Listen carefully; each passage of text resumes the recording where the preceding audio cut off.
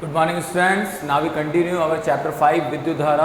और हमारा जो नेक्स्ट टॉपिक है वो है कार्बन प्रतिरोध एवं वर्णकोड। सबसे पहले हम इस चीज़ पर डिस्कस करेंगे प्रतिरोध करता क्या है। हमारे जितने भी घरेलू उपकरण होते हैं, घरेलू परिपथ होते हैं, लैबोरेटरी के अंदर जो विद्युत परिपथ होते हैं, उनमें कहीं ना कहीं प्रतिरोध काम में आता है। और प्रतिरोध को आप अच्छी तरह से समझते हैं कि प्रतिरोध होता क्या है। प्रतिरोध जो धारा के मान को कम या ज़्यादा करता है वो प्रतिरोध कहलाता है। यहाँ पर हम जब प्रतिरोध की बात करते हैं तो प्रतिरोध परिपथ की आवश्यकता के अनुसार काम में लिए जाते हैं, ये भी हम जानते हैं। तो प्रतिरोधों को हम दो भागों में डिवाइड करते हैं। एक प्रतिरोध तो होता है तार आबंध प्रतिरोध, इसको बोलते हैं हम तार आबंध प्रतिरोध, यानी वायर रेजिस्टेंस। ये कहलाता है आपका वायर रेजिस्टेंस। अब तार आबंध प्रतिरोध क्या होता है? तार आबंध प्रतिरोध को जब हम डिफाइन करते हैं तो हम ये कहते हैं कि ये प्रतिरोध कुछ मिश्र धातुओं से बनाए जाते हैं। इन प्रतिरोधों का जो निर्माण किया जाता है वो मिश्र धातुओं से होता है। मिश्र धातुओं में भी कौन कौन होती है, जैसे नाइक्रोम है, मैग्नीन है, कॉन्स्टेंटन है, ये मिश्र धातु से बनाए गए प्रतिरोधक तार हैं। तो मिश्र धातु से बनाए गए तारों को हम तार आबंध प्रतिरोध कहते हैं। लेकिन इनकी एक ड्रॉबैक होती है, इनकी एक कमी ये होती है कि ये अधिक मान के नहीं बनाए जा सकते। इन तारों की प्रतिरोध की क्षमता कम होती है, अधिक नहीं हो सकती। इस कारण से इन्हें परिपथों या फिर इलेक्ट्रिक सर्किट्स में या फिर लेबोरेटरी में काम में नहीं लिया जा सकता। ये इनका सबसे बड़ा ड्रॉबैक होता है। ठीक है, तो यहाँ पर हम ये कहते हैं कि जब किसी भी मिश्र धातु से हम तार आबंध प्रतिरोध बना रहे हैं तो तार आबंध प्रतिरोधों का जो प्रतिरोधकता ताप गुणांक होता है वो कम होता है। प्रतिरोधकता ताप गुणांक कम होने का मतलब है कि प्रतिरोधकता ताप गुणांक से मीन होता है कि प्रतिरोध के आधार पर ताप उत्पन्न होना या ऊष्मा की हानि होना। तो इनका प्रतिरोध ताप गुणांक कम होता है। प्रतिरोध ताप गुणांक कम होने से इनकी जो प्रतिरोधकता है वो ताप से अपेक्षाकृत नगण्य प्रभावित होती है। इनकी प्रतिरोधकता पर ताप का बहुत कम प्रभाव पड़ता है। जबकि हम क्या कहते हैं कि धातुओं के अंदर ताप बढ़ाते ही जो धातुओं के इलेक्ट्रॉन होते हैं वो मुक्त रूप से विचरण करते हैं, परस्पर टक्कर करते हैं, फलस्वरूप प्रतिरोध उत्पन्न होता है। तो यहाँ पर जो है प्रतिरोधकता होती है वो नगण्य ताप से नगण्य प्रभावित होती है। और इस कारण से इन पदार्थों से अधिक मान के प्रतिरोधक नहीं बनाए जा सकते। क्योंकि इसके लिए अब अगर हमें प्रतिरोधक बनाने हैं, अधिक मान के प्रतिरोधक बनाने हैं, तो फिर हमें क्या करना पड़ेगा, तार की लंबाई बढ़ानी पड़ेगी। क्योंकि R प्रोपोर्शनल L होता है। R प्रोपोर्शनल L होता है तो R को इंक्रीज करने के लिए मुझे L को इंक्रीज करना पड़ेगा। लेकिन ये मेरे लिए सुविधाजनक नहीं है, क्योंकि मैं कितनी लंबाई बढ़ा दूंगा भाई, परिपथ में मैं कितनी लंबाई बढ़ा दूंगा, ये मेरे लिए संभव नहीं है। तो कहने का मतलब ये हो गया कि तार आबंध प्रतिरोध की सबसे बड़ी ड्रॉबैक ये है कि इसकी प्रतिरोधकता ताप से नगण्य प्रभावित होती है। और इसका जो ताप गुणांक होता है, प्रतिरोधकता ताप गुणांक, वो कम होता है। प्रतिरोधकता ताप गुणांक का मतलब फिर समझ लीजिए कि प्रतिरोधकता का ताप से प्रभावित होना। वापस बता देता हूं कि किसी भी चालक को जब हम ताप देते हैं तो उसके अंदर उपस्थित मुक्त इलेक्ट्रॉन तेजी से थर्मल वेलोसिटी गेन करते हैं, टकराते हैं, टकराने से प्रतिरोध बढ़ता है। लेकिन मिश्र धातुओं में ऐसा नहीं होता, इनमें बहुत कम प्रभावित होता है और इसीलिए इनसे अधिक मान के प्रतिरोध नहीं बनाए जा सकते। और अधिक मान के प्रतिरोध बनाने हैं तो लंबाई बढ़ाओ, लंबाई बढ़ानी है तो वो आपके लिए कन्वीनियंट नहीं है। तो ये इसका सबसे बड़ा ड्रॉबैक है। तो इस ड्रॉबैक को दूर करने के लिए फिर दूसरे प्रतिरोध बनाए गए जिन्हें हम नाम देते हैं कार्बन प्रतिरोध। कार्बन प्रतिरोध क्या होते हैं? कार्बन प्रतिरोध कार्बन का बना हुआ एक बेलनाकार, खोखला, कह सकते हैं एक सिलेंड्रिकल शेप का एक युक्ति होती है। कार्बन प्रतिरोध कार्बन की बनी हुई खोखली बेलनाकार युक्ति होती है जिसके दोनों सिरों पर दो टर्मिनल लगे हुए होते हैं। इस तरह से दो टर्मिनल लगे हुए होते हैं। इन टर्मिनलों का उपयोग क्या होता है? इन टर्मिनलों का उपयोग ये होता है कि इनकी सहायता से इन्हें परिपथ में जोड़ा जा सकता है। इन कार्बन प्रतिरोधों पर 4 प्रकार की वलय, अलग अलग भिन्न भिन्न रंगों की वलय बनी रहती है।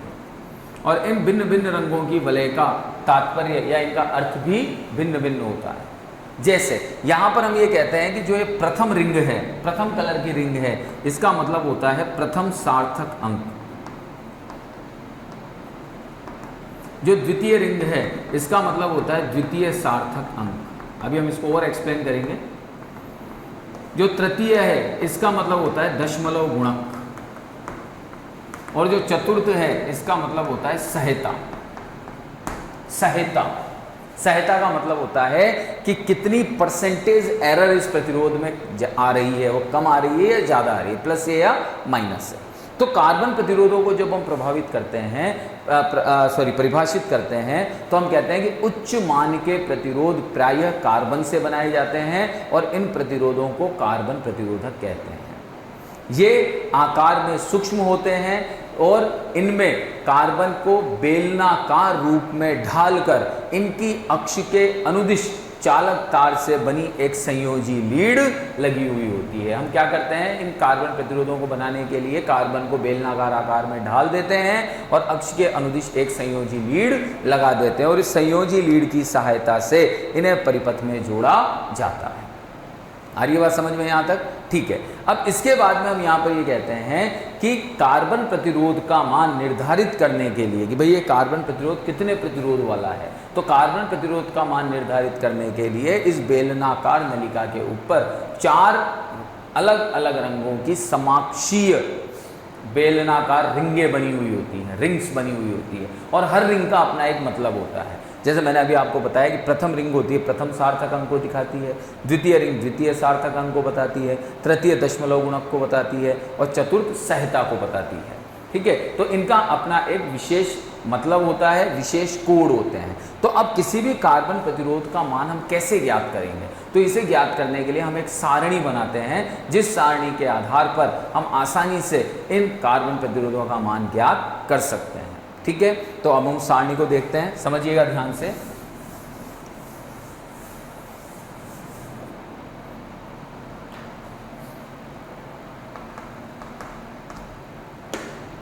कार्बन प्रतिरोध वर्ण कोड सारणी। इसमें सबसे पहले आएगा रंग, इसके बाद में आएंगे आपके सार्थक अंक, फिर आएगा यहाँ पर दशमलव गुणक। दशमलव गुणक का मतलब होता है जो 10 की पावर के रूप में होता है, वो दशमलव गुणक कहलाता है। और फिर आएगी आपकी सहायता।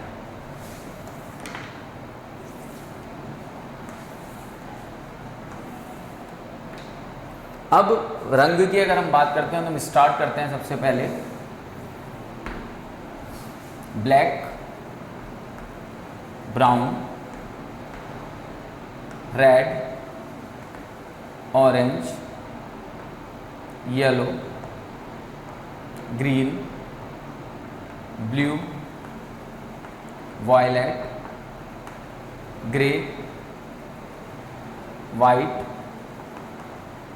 गोल्डन, सिल्वर और नो कलर। नो कलर का मतलब रंगहीन। तो इस तरह से ये रंगों का क्रम होता है। ठीक है, और इन रंगों के क्रम के आधार पर इनका सार्थक अंक हम लिखते हैं। ब्लैक का सार्थक अंक 0, इसका 1, इसका 2, इसका 3, इसका 4, इसका 5, 6, 7, 1 2 3 सॉरी 0 1 2 3 4 5 6 7 8 9। ओके, गोल्डन, सिल्वर और नो कलर का कोई सार्थक अंक नहीं होता। ठीक है, तो यहाँ 0 से लेकर 9 तक सार्थक अंक होते हैं, ये भी याद रखने का एक तरीका है। बाकी 3 कलर्स जो गोल्डन, सिल्वर, नो कलर हैं, इनके कोई सार्थक अंक नहीं होते हैं। अब दशमलव गुणक में आपको कुछ नहीं करना है, जो सार्थक अंक है उन्हें 10 की पावर के रूप में लिख दो। तो यहाँ 10 की घात 0 1 2 3 4 5 6 7 8 9।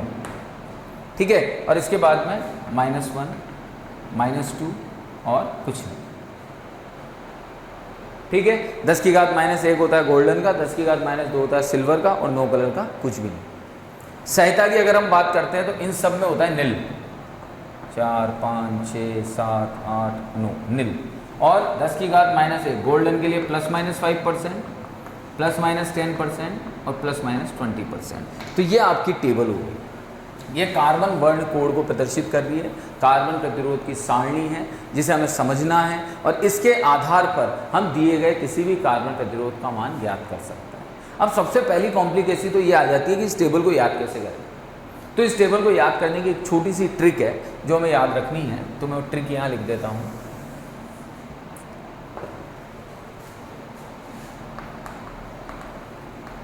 ये ट्रिक है आपकी BB रॉय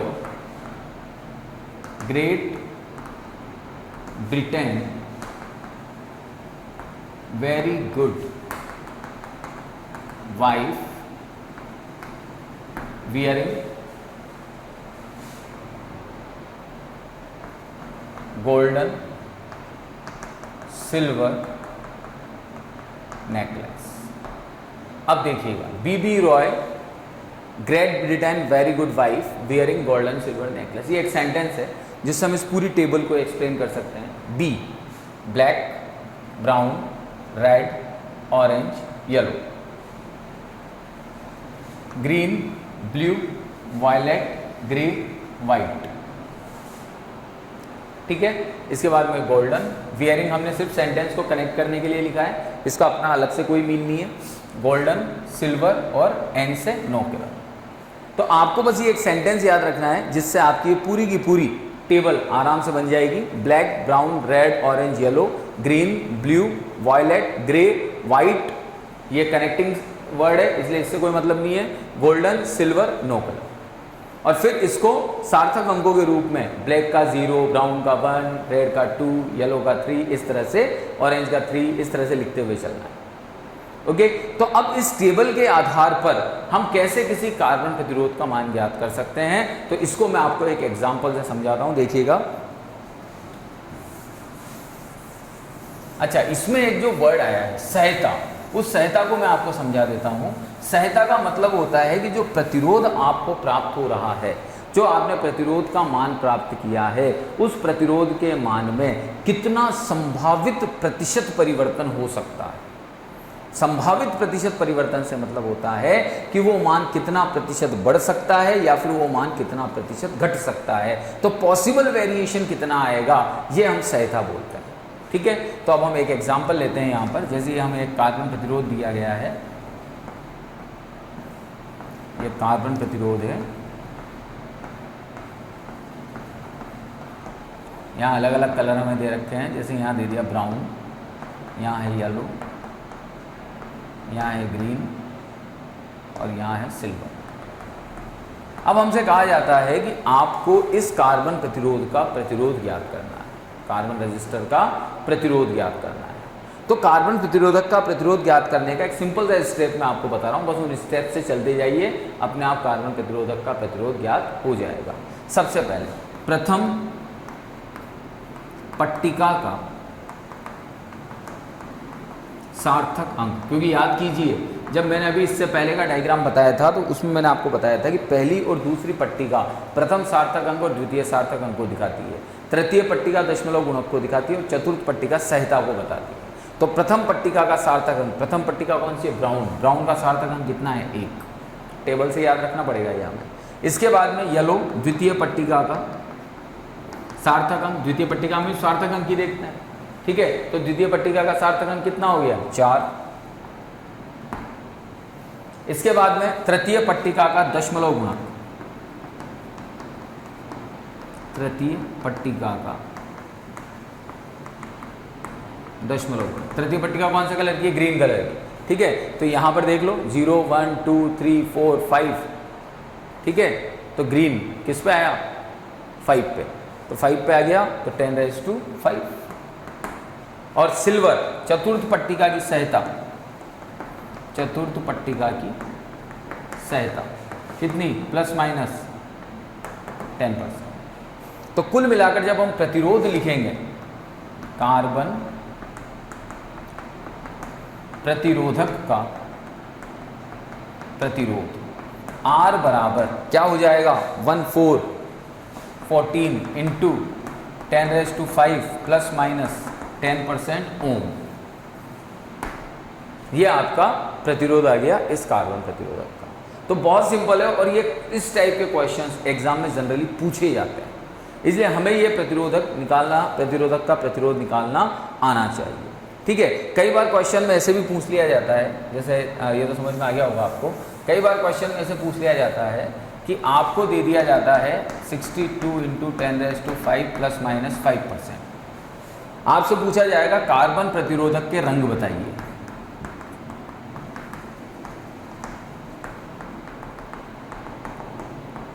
वर्ण बताइए। तो अब वर्ण कैसे निकालेंगे? तो 6 की बात करते हैं तो 0 1 2 3 4 5 6 ब्लू। पहला कलर तो कौन हो गया? नीला। अब 2 पे आ जाओ तो 0 1 2, दूसरा कलर कौन सा हो गया? लाल। अब 10⁵ पे आ जाओ तो 0 1 2 3 4 5 ग्रीन, हरा, और प्लस माइनस 5% सुनहरा या गोल्डन। तो कई बार क्वेश्चन इस तरह से भी पूछा जा सकता है, आपको आंसर दे देगा या आपको प्रतिरोध का मान दे देगा और आपसे पूछा जाएगा कि इसके वर्ण बताइए, इसके रंग बताइए, तो फिर हमें वो रंग बताने पड़ेंगे। ठीक है, तो ये क्वेश्चन एग्जाम में अक्सर आता है, इसलिए इस क्वेश्चन को थोड़ा ध्यान से समझें, पढ़ें। Okay okay students, now we started our next topic, प्रतिरोध एवं प्रतिरोधकता पर ताप का प्रभाव। प्रतिरोध और प्रतिरोधकता पर ताप के प्रभाव का जो आकलन किया जाता है वो पदार्थों की प्रकृति के अनुसार किया जाता है। पदार्थों पर प्रतिरोध और प्रतिरोधकता, जो पदार्थों की प्रतिरोध और प्रतिरोधकता है उन पर ताप का प्रभाव भिन्न भिन्न होता है। पदार्थों के अंदर हम चालक ले सकते हैं, कुचालक ले सकते हैं, मिश्र धातुएं ले सकते हैं, अर्धचालक ले सकते हैं। तो इन पर क्या क्या प्रभाव पड़ता है ताप का, वो हम देखते हैं। सबसे पहले हम बात करते हैं चालकों के लिए, कंडक्टर्स के लिए। बहुत ध्यान से समझिएगा, चालकों के लिए।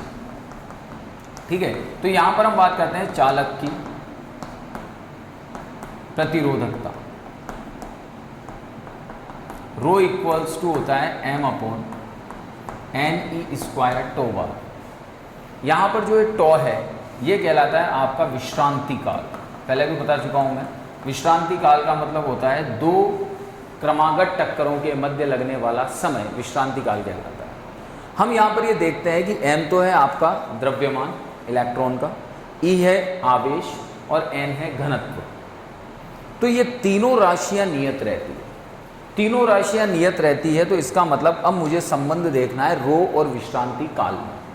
तो जब हम ताप का मान बढ़ाएंगे किसी भी चालक के, तो किसी भी चालक का टेम्परेचर बढ़ाने पर उस चालक के अंदर जो इलेक्ट्रॉन्स हैं वो इलेक्ट्रॉन्स उस ताप से ऊर्जा लेंगे।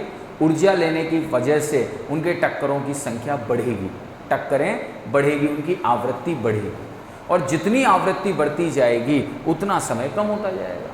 समय अगर कम होता गया, इसका मतलब विश्रांति काल कम होता गया, तो प्रतिरोधकता अपने आप बढ़ती जाएगी, और प्रतिरोधकता बढ़ी तो चालकता अपने आप घटती जाएगी। बहुत ध्यान से समझिएगा।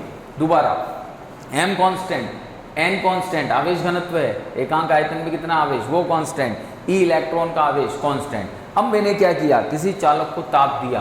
किसी चालक को ताप देने पर क्या हुआ कि उसके अंदर के जो इलेक्ट्रॉन्स हैं उन्होंने ताप से ऊर्जा प्राप्त की, टक्करों की संख्या बढ़ी, टक्करों की संख्या बढ़ी तो विश्रांति काल कम हुआ, विश्रांति काल कम हुआ तो प्रतिरोधकता अपने आप बढ़ गई, और प्रतिरोधकता बढ़ गई तो चालकता घट गई। तो यानी हम ये कह सकते हैं कि चालकों के लिए प्रतिरोधकता का मान अधिक और चालकता का मान कम होता है। कब?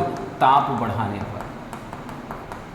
यानी अगर मैं किसी चालक का ताप बढ़ाता हूं तो उसकी प्रतिरोधकता का मान बढ़ता है और चालकता का मान घटता है।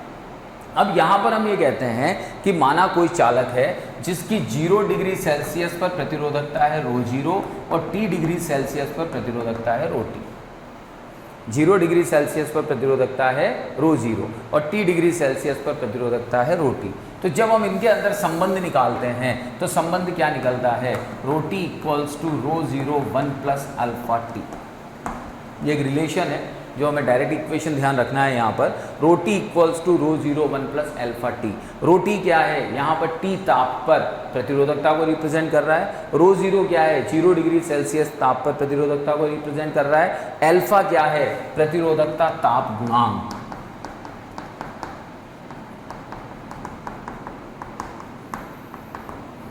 प्रतिरोधकता ताप गुणांक, ठीक है। और यहाँ पर जो ये T है, ये T किसको रिप्रेजेंट करता है, तापांतर को। T जो है यहाँ पर आपका ये रिप्रेजेंट करता है तापांतर। तो एक रिलेशन आ गया आपका कि ρT equals to ρ0 1 plus alpha T।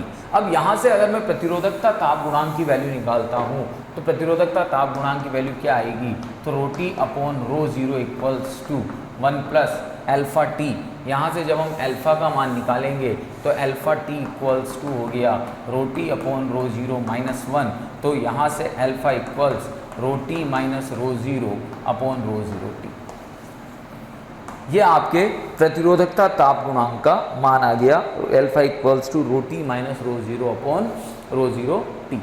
ठीक है, अब यहाँ पर ये ρT माइनस ρ0 है तो ये प्रतिरोधकता में परिवर्तन को दिखा रहा है, तो अगर ये प्रतिरोधकता में परिवर्तन को दिखा रहा है तो इसको हमने डेल्टा रो से रिप्रेजेंट कर दिया। किससे रिप्रेजेंट कर दिया इसको, डेल्टा रो से। तो अल्फा इक्वल्स टू हो गया ρT minus ρ0 upon ρ0 T, ρT minus ρ0 हो गया डेल्टा रो अपॉन ρ0 टी। अब यहाँ पर अगर मैं इस अल्फा का मात्रक निकालता हूँ तो अल्फा का मात्रक क्या होगा, तो अल्फा के मात्रक की अगर हम बात करते हैं तो ये भी प्रतिरोधकता है, ये भी प्रतिरोधकता है, तो प्रतिरोधकता से प्रतिरोधकता तो खत्म, कोई परिवर्तन ही नहीं है। 1 अपॉन टी टेम्परेचर है तो डिग्री सेल्सियस इनवर्स, ये आपके किसका मात्रक हो गया, ये आपके प्रतिरोधकता ताप गुणांक का मात्रक हो गया। इसे हम प्रति डिग्री सेल्सियस भी कहते हैं। और जब हम प्रतिरोध की बात करते हैं तो प्रतिरोध का रिलेशन भी सेम निकलता है, उसके अंदर भी T टेम्परेचर पर प्रतिरोध है RT, 0 डिग्री सेल्सियस पर प्रतिरोध है R0 और 1 प्लस अल्फा टी। तो ये प्रतिरोध के रूप में संबंध हो गया। तो कहने का मतलब है कि जब हम चालकों के लिए बात करते हैं तो चालकों के लिए या धातुओं के लिए ताप बढ़ाने पर प्रतिरोधकता का मान बढ़ता है और चालकता का मान घटता है। अब यहाँ पर अगर हम एक ग्राफ प्लॉट करते हैं, ग्राफ किस किस के बीच में प्लॉट करते हैं हम यहाँ हम ग्राफ प्लॉट करते हैं टेम्परेचर और प्रतिरोधकता।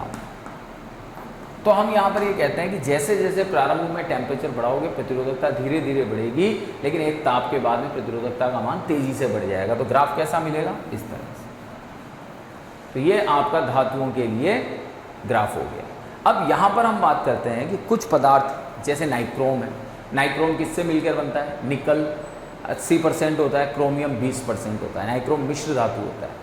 तो कुछ पदार्थ हैं जैसे नाइक्रोम जो मिश्र धातु के हैं, इनकी ताप पर निर्भरता बहुत कम होती है। ये हम पहले भी पढ़ चुके हैं, जब तार आबंध प्रतिरोध मैंने आपको पढ़ाया था तो उसमें मैंने आपको ये बताया था कि मिश्र धातुओं से जो प्रतिरोध बनाए जाते हैं वो ताप से कम प्रभावित होते हैं। तो यहाँ जो नाइक्रोम है, नाइक्रोम के अंदर निकल और क्रोमियम होते हैं जो मिश्र धातु से बने हुए होते हैं, इसकी ताप की निर्भरता इस पर बहुत कम होती है और प्रतिरोधकता अत्यधिक होती है। इसलिए इनका उपयोग तार आबद्ध प्रतिरोधक बनाने में किया जाता है। इनकी सहायता से क्या बनाए जाते हैं, तार आबद्ध प्रतिरोधक बनाए जाते हैं, जो हम पहले भी पढ़ चुके हैं। जब हम मिश्र धातुओं के लिए ग्राफ बनाते हैं तो मिश्र धातुओं के लिए ग्राफ बनाने में हम ये T, ये रो, जब हम ग्राफ बनाएंगे तो इस तरह से इसका ग्राफ चलता है। यानी 0 डिग्री सेल्सियस पर भी इस तार की कुछ ना कुछ प्रतिरोधकता होगी और उसके बाद जब आप टेम्परेचर बढ़ाओगे तो ये उसके साथ साथ बढ़ता हुआ चला जाएगा। तो ये गैप क्या रिप्रेजेंट कर रहा है कि इन मिश्र धातुओं की प्रतिरोधकता पहले से ही कुछ ना कुछ होती है। ठीक है, तो कहने का मतलब यहाँ पर हमने दो चीज़ें पढ़ी कि अगर धातुओं की बात करते हैं तो धातुओं की प्रतिरोधकता बढ़ती है, चालकता घटती है, और मिश्र धातुओं के लिए अगर हम बात करते हैं तो इनकी ताप पर निर्भरता बहुत कम होती है और प्रतिरोधकता इनकी अत्यधिक होती है। इसलिए इनका उपयोग तार आबद्ध प्रतिरोधक बनाने में किया जाता है। ओके, अब सेकेंड हम लेते हैं विद्युत रोधी पदार्थ, इंसुलेटर, जिसकी हम बात करते हैं। तो हम सेकेंड की बात करते हैं अब इंसुलेटर्स की, विद्युत रोधी पदार्थों की।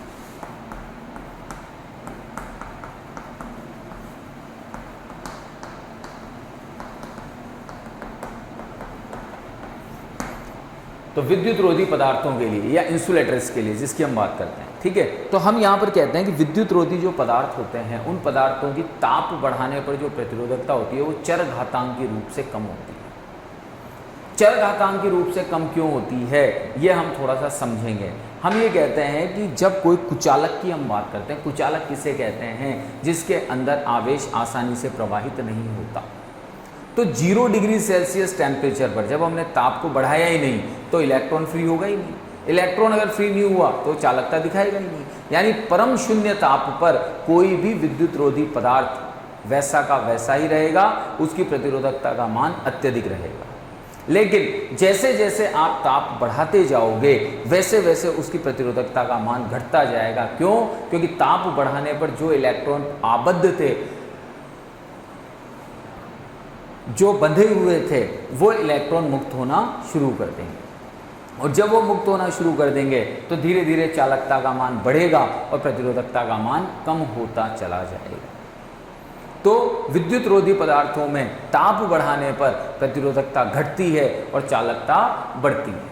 तो इसके लिए भी एक संबंध होता है जो लिखते हैं हम लोग यहाँ पर, रो इक्वल्स टू, जब प्रतिरोधकता का जो हम संबंध निकालते हैं, रो जीरो ई पावर Eg अपॉन 2 kBT। यहाँ रो जीरो 0 डिग्री सेल्सियस पर प्रतिरोधकता है, Eg कहलाता है बैंड गैप, बैंड अंतराल, संयोजी बैंड और चालन बैंड के बीच का जो अंतराल होता है उसे बैंड अंतराल कहते हैं। केमिस्ट्री में पढ़ा होगा आप लोगों ने। Kb क्या होता है? यहाँ पर Kb होता है बोल्ट्जमान नियतांक, और T होता है यहाँ परमताप या तापांतर। तो ये एक रिलेशन होता है जो रिलेशन प्रतिरोधकता की ताप पर निर्भरता को व्यक्त करता है।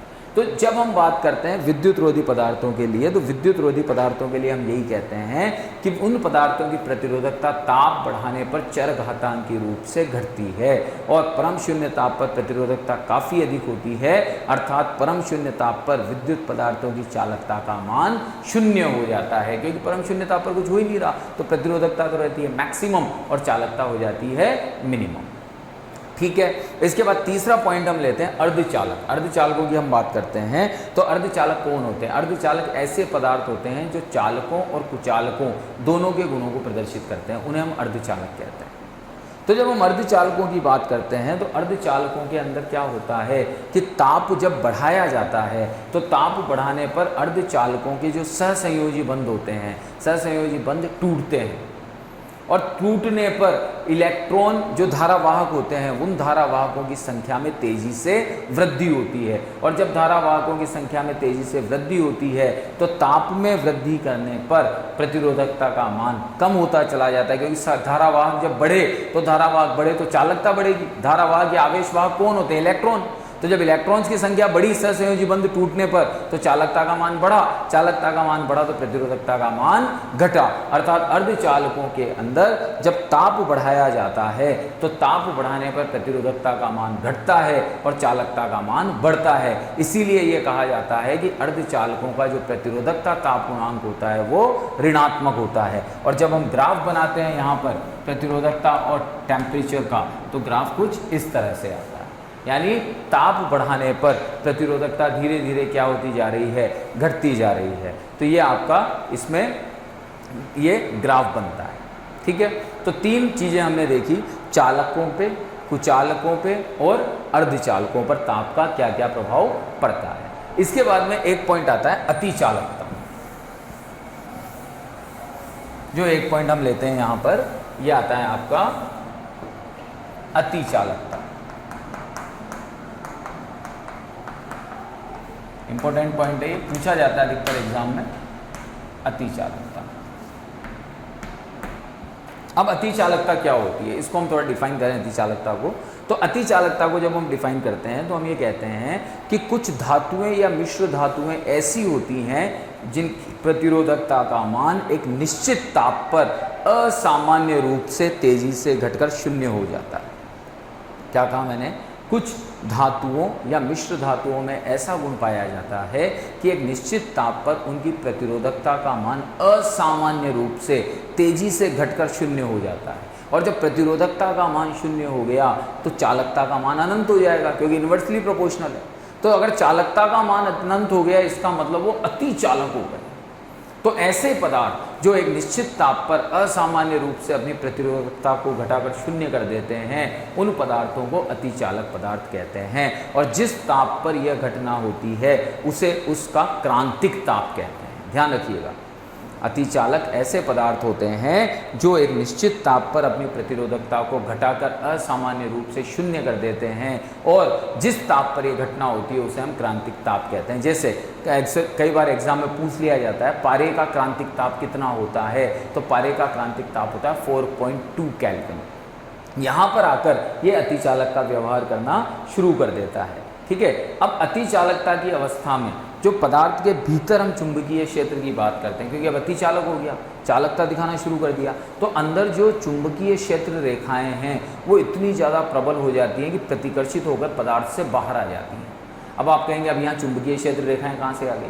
भाई अति चालकता जब अनंत हो गई तो इलेक्ट्रॉन्स तो बहुत अधिक संख्या में हो गए, मुक्त हो गए तो मुक्त इलेक्ट्रॉन जब गति करेगा तो चुंबकीय क्षेत्र उत्पन्न करेगा, चुंबकीय क्षेत्र रेखाएं बनेगी, तो चुंबकीय क्षेत्र रेखाएं इतनी प्रबल हो जाती हैं कि वो पदार्थ को छोड़कर पदार्थ से बाहर आ जाती हैं, और चुंबकीय क्षेत्र पदार्थ के भीतर चुंबकीय क्षेत्र का मान क्या हो जाता है? शून्य हो जाता है, क्योंकि अंदर क्षेत्र रेखा बची नहीं।